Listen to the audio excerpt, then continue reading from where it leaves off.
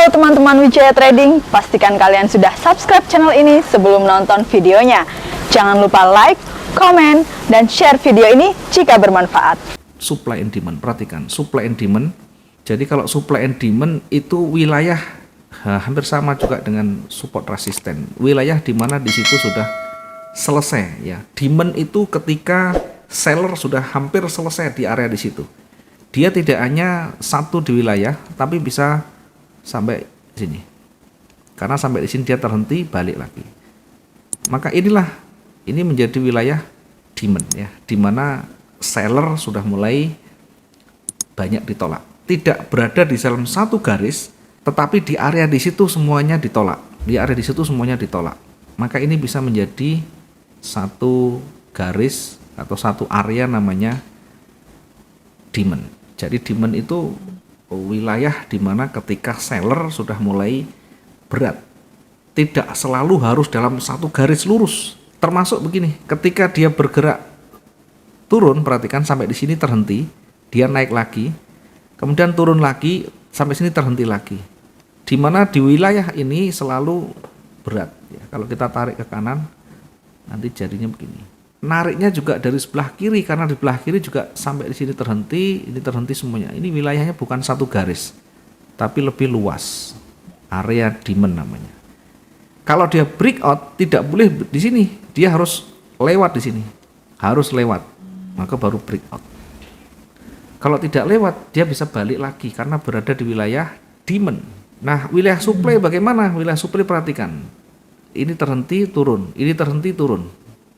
Kemudian dia naik break kembali lagi turun. Nah, di mana dia terhenti lagi di sini? Dia turun, naik sampai di sini, turun lagi. Naik lagi, turun lagi, naik lagi, turun lagi.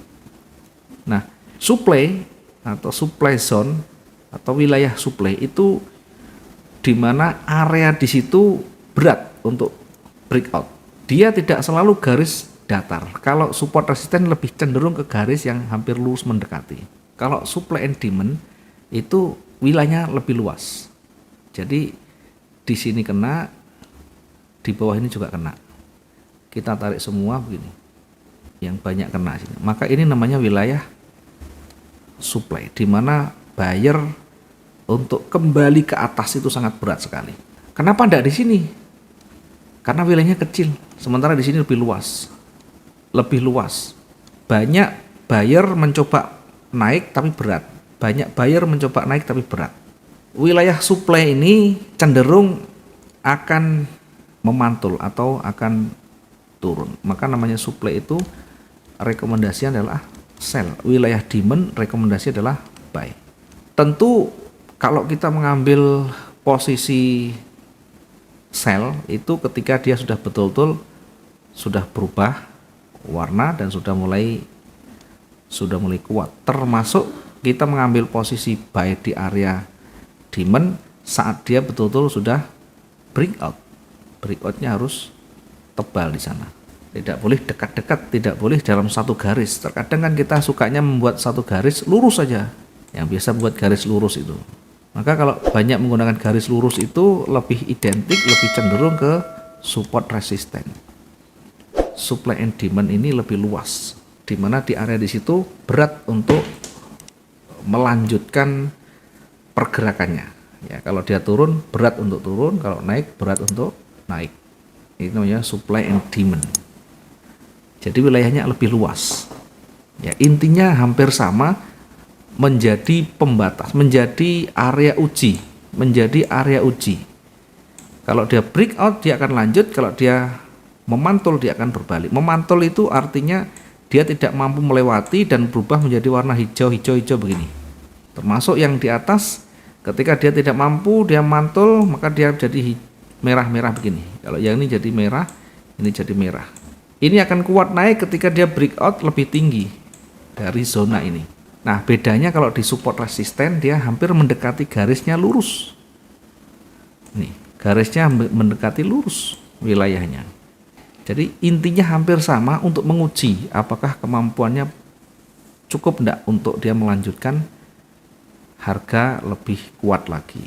Jadi bagi saya yang penting memahami, oh ini wilayah ini banyak penolakan, oh wilayah ini banyak tidak mampu, sehingga kalau tidak mampu ada potensi, ada peluang nanti dia akan reversal atau berbalik. Kalau dia mampu dia akan breakout, kalau tidak mampu dia akan memantul. Contohnya begini, ini adalah wilayah support resisten, ini supportnya di sini, di mana di hampir mendekati satu arah, satu garis lurus dia memantul. Saat dia tidak mampu, berarti akan memantul balik ke atas. Kalau dia lewat berikutnya, dia akan lanjut turun. Nah, sekarang wilayah yang di atas, wilayah namanya wilayah demand atau wilayah supply. Kalau di atas namanya supply, kalau di bawah demand. Perhatikan banyak penolakan di sini, 1, 2, 3, 4. Nah, ini bisa kita tarik garis supply, di mana ketika nanti mendekati di situ, bergerak naik mendekati di sini, tidak mampu breakout, maka cenderung akan turun. Sehingga kita bisa ambil posisi sell setelah dia mulai merah. Sell di sini. Demand-nya di mana? Demand-nya kita belum menemukan banyak sentuhan yang di area di situ, dia berat. Sementara yang ada supply di sana. Yang ada di bawah adalah support. Yang di sini juga support. Jadi supply demand di mana dia selalu banyak menyentuh, naik turun lagi di sekitaran itu. Jadi tidak harus dalam satu garis datar, bisa di atas, bisa di bawah, nah, memantul lagi di sini. Artinya di area di sinilah dia memantul. Di area inilah dia memantul. Sehingga kalau banyak pantulan, maka akan dimungkinkan, nah, kemungkinan besar dia akan betul-betul balik lagi ke bawah. Gitu ya. Mungkin nanti bisa dicoba lagi, atau pas nanti menemukan bisa di screenshot, di foto aja dikirimkan, nanti bisa ditanyakan ya. Kalau kita langsung melihat kondisi market, tentu kan lebih pas nanti. Pas di dalam perjalanan candle itu mungkin kita anggap oh ini ada supply and demand, tidak apa-apa. Coba di garis, saya dikasih warna, di foto dikirim ya, kirim ke WA saya, coba nanti tanyakan, Pak ini bener enggak masuk di kategori supply and demand, support resistennya. Nanti kita akan coba lihat ya. Sehingga ada pembelajaran yang langsung di sana. Pas nanti membuat analisa, nanti akan ketemu di situ. Oh ini wilayah supply. Jadi kita menunggu konfirmasinya berbalik turun, habis itu kita entry. Kemarin sudah kita banyak bahas berkaitan dengan karakter candle. Ya, karakter candle, kemudian ada namanya struktur. Struktur itu untuk mengetahui tren. Struktur bisa bergerak naik, bisa satu garis naik atau garis turun, atau bar up, bar down. Kemudian untuk mengetahui arah kecenderungannya kemana lebih dominan. Kemudian berikutnya setelah kita mengetahui arahnya, kita bisa nanti